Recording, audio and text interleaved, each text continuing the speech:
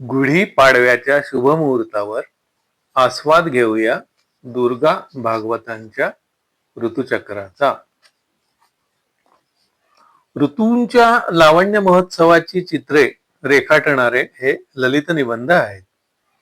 दुर्गाबाईंनी डोळे भरून सृष्टीचं दर्शन घेतलं आहे. निसर्गाची बदलती रूप, पशुपक्ष्यांच्या हालचाली, रंगगंधांच्या बोलक्या संवेदना त्यांनी एखाद्या शास्त्रज्ञाच्या डोळस कुतूहलाने न्याहाळल्या आहेत. परंतु या शास्त्रीय दृष्टिकोनाला काव्यात्म प्रतिभेची मिळालेली जोड हे या ललित निबंधांचं खरं वैशिष्ट्य आहे. या सृष्टीतल्या सर्व सौंदर्याचा भौतिक आणि कलात्मक आस्वाद घेणारं सौंदर्यासक्त मन त्यांच्या जवळ आहे. तसंच या तरल सौंदर्यानुभवांना सेंद्रिय रूप देण्याचं, या अतिंद्रिय क्षणांना इंद्रियांकरवी अनुभवायला लावण्याचं सामर्थ्य त्यांच्या प्रतिभेच्या ठिकाणी आहे. जाईजुईच्या झेल्यासारखं हातात धरून हुंगावसं वाटणारं पर्जन्यरूप सूर्यबिंब, पोपटाच्या पिलांसारखी दिसणारी वडाची हिरवी पानं, पारिजातकाच्या मोत्या पोवळ्यांच्या राशीतून फुटणारं श्रावणाचं हसू, फुलांच्या पायघड्यावरून भूतलावर पदार्पण करणारा पुष्पमंडित भाद्रपद, हे सारं रूप रसरंग गंधांचं, लावण्य विभ्रमांचं जग. दुर्गाबाईंचे हे निबंध वाचताना क्षणोक्षणी प्रत्ययाला येतं. निसर्गाच्या चित्रलिपीचं रहस्य दुर्गाबाईंना उलगडलं आहे याची साक्ष या निबंध संग्रहात पानोपानी मिळते. वसंत हृदय चैत्र. श्रावणाची साखळी असते तशीच वसंताची. फाल्गुन, चैत्र आणि वैशाख हे 3 महिने वसंताच्या पुष्पमुद्रेचं चिन्ह लिहिलेले, बेसुमार रंगांनी नटलेले, प्रखर उन्हानं अंग भाजणारे, पण त्याच वेळी अत्यंत शीतल सुखकारक अशा दक्षिणानीलांनी गात्रांना सुखविणारे, दृष्टीला भ्रांत करणारे, प्राणिमात्रातल्या निर्मितीच्या शक्तीच्या उन्मादक वृत्तींना चेतविणारे असे हे महिने आहेत. एक दुसऱ्यात मिसळला आहे तरी पण चैत्र हा खरा वसंतात्मा आहे, मधुमास आहे, ऋतुराज वसंताचे स्पंदन पावणारे हृदय आहे, यात शंका नाही. चैत्र हा कुसुमाकर आहे. पुष्पधुळी माझी लोळे वसंत, असं मुक्तेश्वरांनी म्हटलं आहे. याच महिन्यात परागांवर वसंत खरोखर लोळत असतो. ऋतुराजाचे किंवा मधुमासाचे लक्षण ज्ञानेश्वरांनी सुंदर रीतीने वर्णन केलं आहे. जैसे ऋतुपतीचे द्वार, वनश्री निरंतर बोळगे फळभार लावण्येसी. ऋतुपतीच्या द्वारी वनश्रीचं म्हणजेच नवपल्लवांनी गर्द झाकलेल्या, फुलांनी डवरून गेलेल्या वृक्षलतांचं दर्शन. हे दर्शन तर फाल्गुनातच घडतं. मग मधुमासाचं वैशिष्ट्य कशात आहे? या महिन्यात ते सारं सौंदर्य तर आहेच, पण फळांचंही रूप दृष्ट लागेल असं असतं. फुलातून फळातून मधुरस वाहत असतो. माधुर्याची प्रतीती मनामनाला होत असते. पाना फुलांची शोभा उत्कटतेने प्रकट होत असते. पक्ष्यांचे रत्युत्सुक कंठ स्वच्छंद गाणी गात असतात. संयमाची बतावणी निसर्ग झुगारून देतो. उन्मत्त प्रेमाची उकळी जीवजंतूंच्याही अंगातून फुटते. कुणास्तव कुणीतरी यावेळी काहीतरी करण्याच्या खटपटीत असते. नटून थटून दुसऱ्याला आकर्षित करायचं आणि परस्परांच्या सहकारातून स्वतःचं चिमुकलं क्षुद्र जीवनही विश्वाच्या भव्य नियतीत एकरूप एकतान होईल असा आनंद निर्माण करण्याचं प्रकृतीचं तंत्र सारी सजीव सृष्टी यावेळी पहा कशी मुक्त हस्तानं वापरत आहे. चैत्रातल्या पालवीचं रूप कुठंही मोठं मनोहर, पण ही पिंपळाची झाडं पहा कशी गहिऱ्या गुलाबी पानांच्या रेशमी पताका नाचवीत उभी आहेत. जुनी पानं गळता गळता नवी येत होती म्हणून शिरीषासारखी ही पालवी पहिल्यानं डोळ्यात भरत नव्हती, पण सारी नवी पानं आल्यावर खरोखरच उन्हात जेव्हा ही भडक गुलाबी पानं चमकतात तेव्हा जणू काही सुंदर पुष्पांचे गेंदच या झाडावर फुलले आहेत असं वाटतं. इतर झाडांची पालवी फार लहान असल्यानं फार हलत नाही, पण या पानांची सारखी सळसळ. त्यातल्या त्यात आमच्या घराजवळ एक पिंपळाचं झाड आहे, ते तर फारच भारीचं दिसतं. त्याच्यावर मधुमालतीची प्रचंड वेल चढली आहे.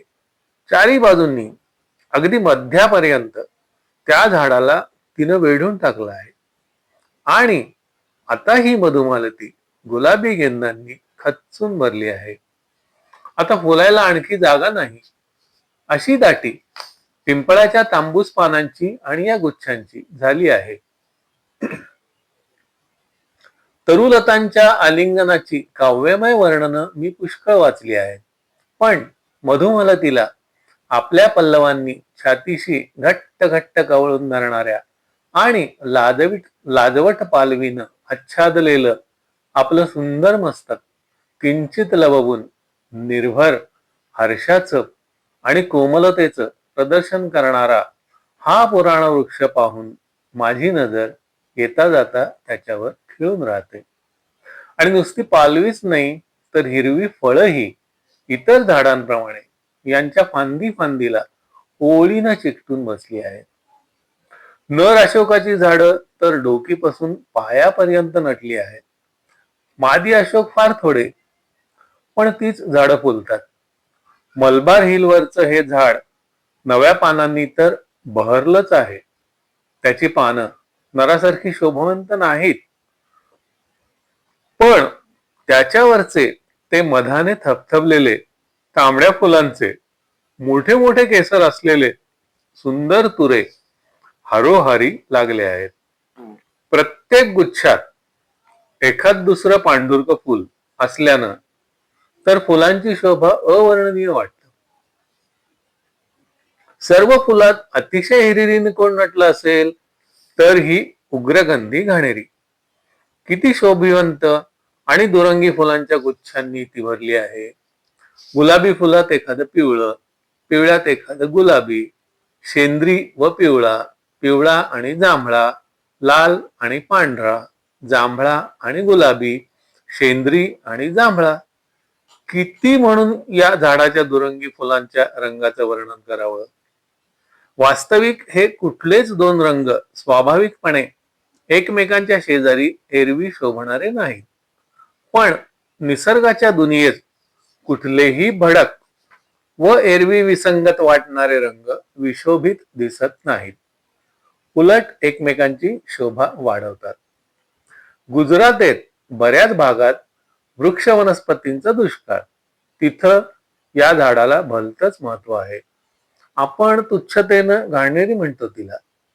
आपण तिच्या अतुलनीय रंग सौंदर्याला उपेक्षून पुढे जातो, पण गुजरातीत चुनडी असं सुंदर व यथार्थ नामाविधान या झाडाला दिलेलं आहे. आणि या फुलाचं हे नाव ऐकल्यावर काठेवाडी व राजपुतानातल्या चुनड्यांच्या भडक रंगांचं रहस्य मला उमगलं. भडक विशोभित रंग म्हणून त्यांची पुष्कळदा कुचेष्टा केली जाते. जी रंगांची मिश्रण आम्ही आमच्या वस्त्राभरणात कटाक्षानं टाळतो, तीच या लोकांनी शतकानुशतक निसर्गाच्या प्रेरणेप्रमाणे शिरोधार्य मानली. भारतीय रंगाभिरुचीचे मूळ प्रादेशिक वातावरणात आणि नैसर्गिक आविष्कारात असलेलं पाहून मोठं नवल वाटतं. तशीच ही माडाची आणि सुरमाडाची झाडं पहा. माडाची झाडं बारमाहा हिरवी आणि फळांनी भरलेली दिसतात. पल्लवांचा नखरा त्यांना माहीतच नाही जसा. पण फाल्गुन लागला की त्यांच्या माथ्यावर अधिक फिक्क्या रंगाचं जावळ भुरभुरल्यासारखं वाटतं. त्यांच्या पानांच्या गाभ्यातून वाढलेल्या नारळांच्या लंगरांच्या वर होडीच्या आकाराचं पेव फुटतं आणि त्या सुक्या कळकट पेवातून वेताच्या रंगाच्या फुलांच्या लोंब्या बाहेर पडतात. चैत्राच्या मध्यापर्यंत या लोंब्या दिसतात. नारळाची फुलं निर्गंध आणि टणक. पण झाडाखाली पडलेल्या फुलांच्या राशीतून 4-2 फुलं उचलून घेऊन जरा निरखून पहा. त्यांचा तो टणकपणा तुम्हाला बोचणार नाही. पाकळ्यांच्या गुळगुळीत स्पर्शानं बोट सुखावतात. 3 पाकळ्यांची फिक्क्या पिवळ्या रंगांची ही फुलं.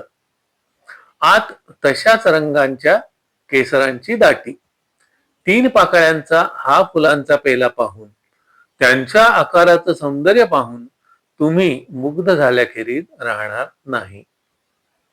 प्रचंड नारळाचं हे नखा एवढं फुल पाहून मोठी गंमत वाटते. भविष्य पुराणात 3 पाकळ्यांच्या कमळाचं वर्णन आहे. मीही प्रत्यक्षात 3 पाकळ्यांचं फुल पाहिलं नव्हतं. सहज ही नारळाची सुरमाडाची फुलं पाहिली आणि 3 पाकळ्यांच्या कमळाची कल्पना प्रत्यक्षात पाहिल्याचं समाधान अनुभवलं. चैत्रात या लोंब्यांबरोबर नारळाला लहान हिरवे खाकोटे झाडांवर धरले आहेत. सुरमाडांना हिरव्या सुरसुपाऱ्यांचे 2 हात लांबीचे पाचूच्या मण्यांच्याच सरांचे जणू काही घोस लागले आहेत. 20 घोस आहेत. 25 सरांचा एक घोस दर झाडावर, असे 2-3. वैशाखाच्या अखेरीस या सुपाऱ्या एका फळात 2 असलेल्या काळ्या भोर अर्धमंडलाकृती अशा त्या चकचकीत सुपाऱ्या रस्त्यावर गळून पडतील. आम्ही लहानपणी त्या वेचून दिवसभर खात असू. त्यांनी सागरगोटे खेळत असू. परवाच मी रस्त्यावरून फिरायला चालले होते आणि काहीतरी शीतल कोमल माझ्या अंगावर ठिबकलं. अतिमधुर सुगंध आजूबाजूला दरवळला. मी खाली पाहिलं. तो सुरंगीची, केशरी परागांची आणि पांढऱ्या पाकळ्यांची नखा एवढी फुलं खाली पडली होती. भराभरा ती वेचून मी वर पाहिलं. तो काय, त्या झाडाच्या विशाल जडाला, फांद्यांना ती अति नाजूक फुलं बिलगली होती. इतर फुलं लांबवर फुटलेल्या बारीक डहाळ्यांना लागतात, तशीही नाहीत. पुढल्या रस्त्यावर उंदीची झाडं ताजी टवटवीत होऊन उभी होती. ती या सुरंगीच्या जातीचीच. तशीच सुंदर सुवासिक फुलं येतात त्यांना. संस्कृतात पुन्नाग म्हणतात त्यांना. पण अजून ती झाडं फुललेली नाहीत. शेजारचं कडुनिंबाचं झाड निळसर फुलांच्या तुऱ्यांनी भरून गेलं आहे. त्यांचा सुगंध रात्रीच्या वेळी अतिशय मनोरम वाटतो. त्यांच्या शेजारीच कडवट उग्रवासाचं करंजाचं झाडही सबंध फुललं आहे. करंजाच्या फुलांचं रूप अलौकिक असतं. अगदी नखाएवढी कळी, करंजीच्याच आकाराची, पांढरी, हिरवा परकर नेसलेली. पण फूल उमललं की किती निराळं दिसतं. आत एक निळी जांभळी नाजूक सुंदर कळी आणि तिच्या डोकीवर अर्धवर्तुळ अशी पांढरी टोपी. जणू काही टोपडं घातलेला बाल घनश्यामच या फुलांच्या रूपात अवतरला आहे. रस्त्यावर पडलेला या फुलांचा खच फार रमणीय दिसतो. नव्या पानांचा साथ चढवून या जांभळीनं शुभ्र फुलांचा नाजूक मोहर आणि हिरव्या लांबड्या फळांचे घोस अंगावर धारण केले आहेत. फुलांचे आणि फळांचे ते लावण्य पाहिलं की कथासरित सागरातल्या जांभळीच्या फुलात जन्मलेल्या आणि फळात वाढलेल्या सुंदर विद्याधरीची गोष्ट मला नेहमी आठवते. जांभळीचं फूल मसूर एवढं, तेही केसरांचंच बनलेलं, आत तिळा एवढा पेला. या फुलात मावणारी अप्सराच काय ते इवल्याशा पेल्यातलं मधुमिश्रित पेय पिऊ शकेल. शिरीषाच्या आणि या फुलांभोवती भुंगा दिवसभर रुंजी घालतो आहे. परंतु वसंत लक्ष्मीचं शुभ्र हास्य कुठे फुलत असेल तर ते पांढऱ्या खुरचाफ्याच्या झाडांवर. फाल्गुनात काही झाडं फुलली होती तर काही फुलू की नको या विचारात उभी होती. चाफ्याची घट्ट मिटून राहिलेली कळी फुलायला कितीतरी दिवस लागतात. चाफ्याचे निष्पर्ण दांडे निळसर पांढऱ्या वर्णाचे, आकाशाच्या रंगात कसे एकजीव झालेचे वाटतात. पण त्यांच्या बोथटपणामुळेच आपलं लक्ष वारंवार त्यांच्या कुरूपपणानं व्यथित होतं. शिरीष गुलमोहरासारखी निष्पर्णतेची शोभा या झाडाला नाही. पण मार्गशीर्षाच्या अखेरीपासून या झाडाच्या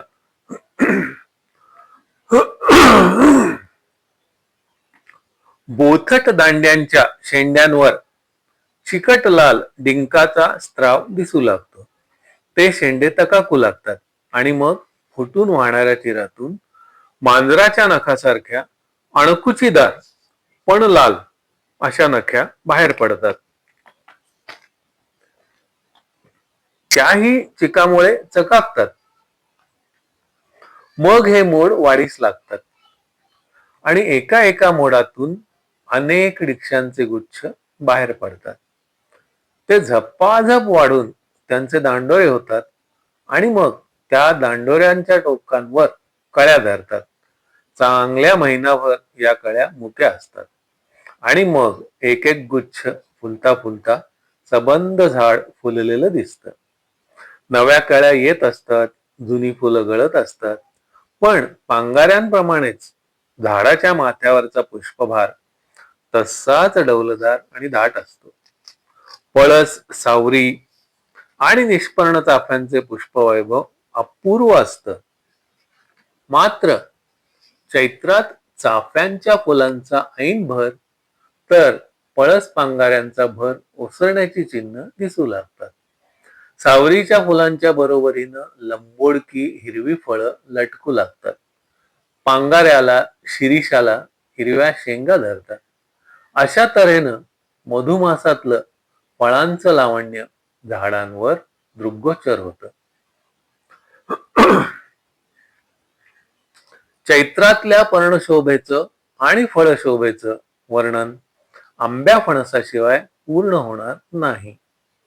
वसंताशी पौषा अखेरीपासूनच मोहोरून सहकार करणारं हे आंब्याचं झाड लांबलचक देठांना लागलेले कैऱ्यांचे हिरवे गोळे वाऱ्याबरोबर झोके घेत असताना किंवा पोपट किंवा कावळे त्या पाडाला लागल्या आहेत की नाहीत ते पाहण्याकरता त्यांना चोचींनी प्रहार करतात तेव्हा मोठी मौज दिसते.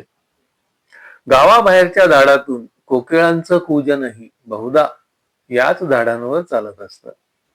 कैऱ्या जून झालेल्या असतानाच एकीकडं पानं झडत असतात, पण झाड वृक्ष असं कधीच दिसत नाही. चैत्रात याही झाडाला पालवीचे घोसच्या घोस लागतात आणि कैऱ्यांबरोबर तेही झोके घेतात.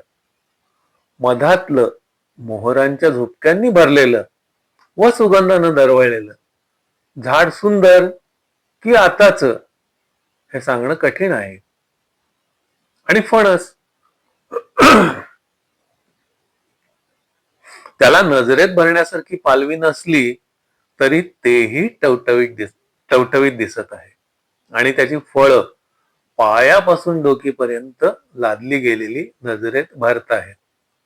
फणसाला फुलं धरत नाहीत तर पौष माघात त्याला हिरवे कोके येतात, फुगीर मिरची सारखे. मग एक एक कोका दुभंगतो, वरचं टरफल तपकिरी होऊन गळतं. आतला हिरवा फणस गुळगुळीत तुकतुकीत असतो. मग काही दिवसांनी त्यावर खसखशी सारखे बारीक दाणे दिसू लागतात. ते दाणे वाढून पांढऱ्या किडीसारखे तंतू बनतात.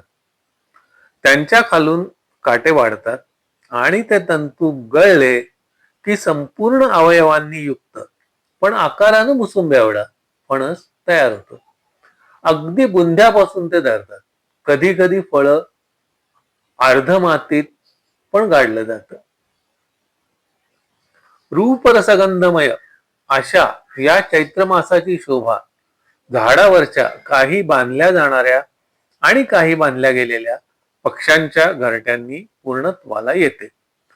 ठिकठिकाणी काही लोंबत्या आकाराची, तर काही वाटोळी चेंडू सारखी, तर काही पसरट गोल अशी ही काळी कवरी घरटी म्हणजे वसंताच्या चित्रलिपीतली सुंदर विरामचिन्ह वाटतात मला. समोर सारी झाडं पालवत आहेत, फुलत आहेत, फळत आहेत, पक्षी गात आहेत, मिलन पावत आहेत, घर बांधून अंडी घालत आहेत. सारा सारा निसर्ग आविष्कार उघड्यावर पडला असून त्याच्या त्या विराट खुलेपणामुळेच त्याच्या भोवती गूढ आवरण पडल्यासारखं वाटत आहे. उघड्या दोन डोळ्यात तो आविष्कार मावत नाही. बुद्धीचं चिमुकलं विश्व या पसाऱ्याचं प्रतिबिंब साठवण्यास असमर्थ असतं. या पसाऱ्यातलंच एक सचेतन सुखलोलूप परिमाणू म्हणजे आपलं मन, आपलं शरीर, आपल्या साऱ्या संवेदना असं मात्र सारखं जाणवत असतं. आणि म्हणूनच कोणत्याही चिमुकल्या निसर्ग दृश्याशी यावेळी आपण एकतान होऊ शकतो. एवढंच नाही तर हे लहानसच सौंदर्य पुरे आहे. त्याहून आणखी मोठं काही नको असतं. माधुर्याचा हा थेंब अभिरुचीला पुरेसा वाटतो आणि म्हणूनच निसर्गाच्या विराट चित्रलिपीचा शोध घेण्यापेक्षा मला या स्थूल विरामचिन्हांकडेच पाहायला जास्त आवडतं.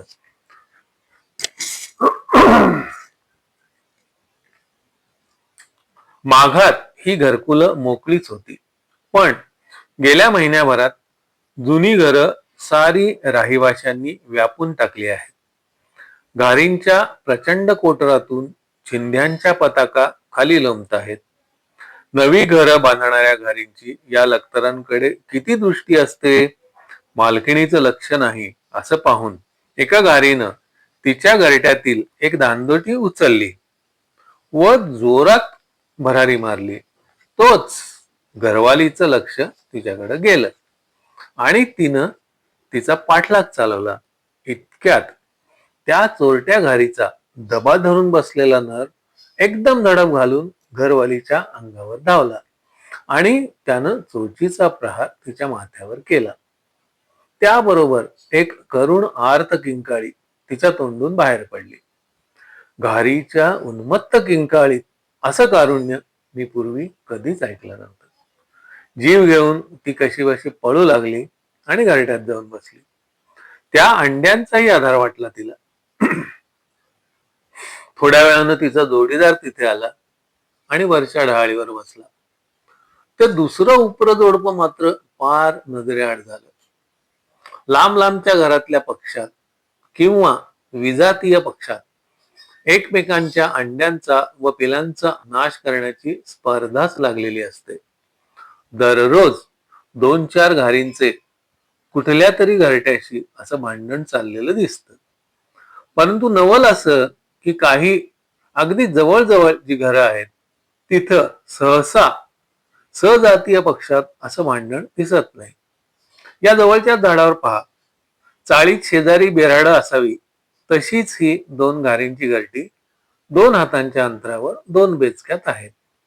दोन्ही घरट्यातली पिलं मानावर करून बघतायत.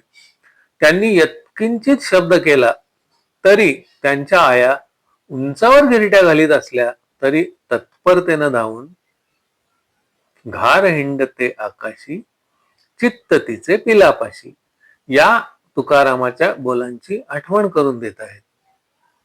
कावळ्यांची घरं ही एका पांगाऱ्याच्या झाडावर अशीच रांगेनं असलेली मी पाहिली. या पाखरात शेजाऱ्यांबद्दल जरी समंजसपणा दिसत असला तरी पहाटेच्या वेळी त्यांच्यामधला खोडकरपणा जागा झालेला दिसतो. रात्रभर भुकेलेल्या बाळांना पोपट, कावळे, चिमण्या व कबुतरांच्या अंड्यांची ताजी न्याहारी देण्यासाठी घारी धडपडतात. दररोज सकाळी एखाद्या घारीच्या मागे लागून पोपट नाहीतर कावळे आक्रोश करीत तिला हुसकून लावताना दिसतात. ती पळपुटी घार यावेळी मात्र तोंडातून आवाजही काढत नाही. त्याचप्रमाणे कावळ्यांच्या मागे दररोज पहाटे चिमण्या अशाच धावत असतात. कावळ्यांना अजून पोरं झालेली नसली तरी चिमण्यांच्या अंड्यांचा घास घेण्याचे डोहाळे ते पुरवून घेत आहेत. परंतु ही वेडी कबूतर कुठही अस्ताव्यस्त घरं बांधतायत. घरांच्या वळचणीतून बदाबदा त्यांची अंडी कोसळतायत, तरी त्यांना शुद्ध नाही. ती आपली गुटळून करत एकमेकांच्या चोचीत चोच घालून प्रेमपूजन करण्यातच घडली आहेत. घारी आणि रानपारवी यांची आकाशात प्रेम करण्याची एक अजबच तऱ्हा मी फाल्गुनाच्या अखेरीला आणि चैत्राच्या सुरुवातीला पाहिली. यावेळी चितूर, टोळ हे प्राणी उडता उडता मिलन पावताना आपल्याला दिसतात.